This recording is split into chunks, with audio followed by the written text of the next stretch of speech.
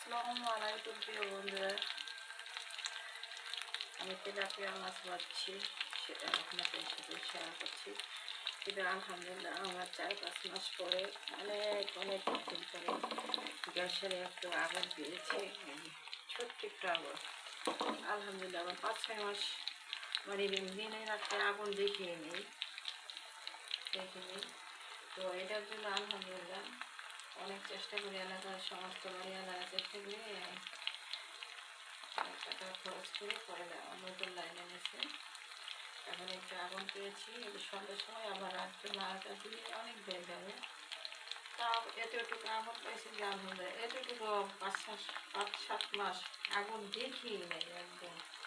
দিনে রাত্রে কোনো সময় আগুন ছিল না, গ্যাস আসছে তখন।